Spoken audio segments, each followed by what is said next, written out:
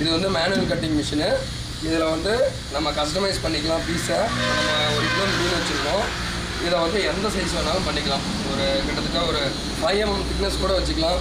நம்ம எவ்வளோ வேணாலும் பண்ணிக்கலாம். இதை எடுத்து ரொட்டேட் பண்ணோமா அட்ஜஸ்ட்மெண்ட் பண்ணிக்கலாம். இது நம்ம எவ்வளோ நேரத்தில் எவ்வளோ மாதிரி பீஸ் போடுறதுன்னு நம்ம பார்க்க போகிறோம். இந்த மிஷினை பொறுத்தவரையிலும் நம்ம பீஸ் சைஸு என்ன சைஸ் வேணாலும் பண்ணலாம், கஸ்டமைஸ் பண்ணிக்கலாம்.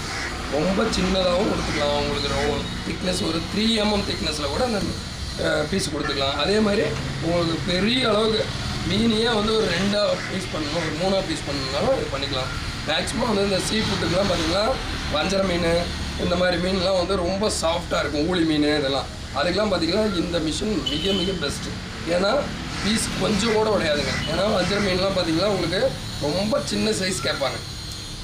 அதனால் வந்து இந்த மிஷின் வந்து அந்த மாதிரி ஃபிஷ்ஷுக்கு ரொம்ப பெஸ்ட்டு. இந்த மிஷின் இந்த மாதிரி மீனுக்கும் ரொம்ப ரொம்ப பெஸ்ட்டு. நான் இப்போ எப்படி உங்களை வெட்டி காமிக்கிறேன்.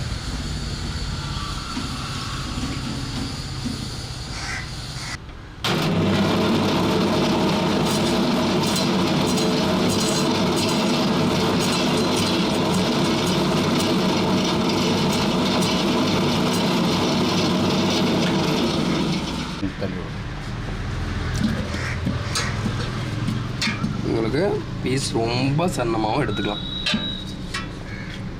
இதை விட சன்னமாக வேணாலும் பீஸ் எடுத்துக்கலாம். இதுவே பாருங்கள் வறுவலுக்கு ஏற்ற மாதிரி இருக்கும்.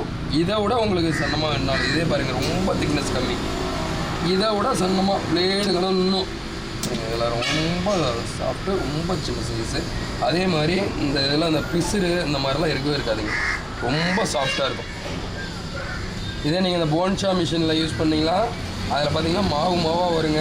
அது அந்த இடத்துல அப்படியே வாங்க அப்படியே வரும்.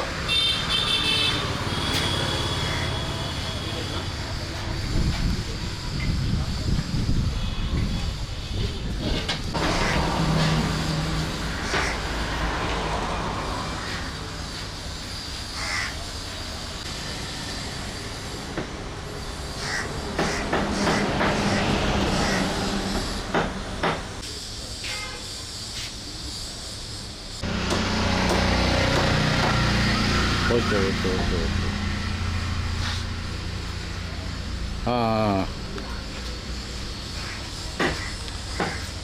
சரி.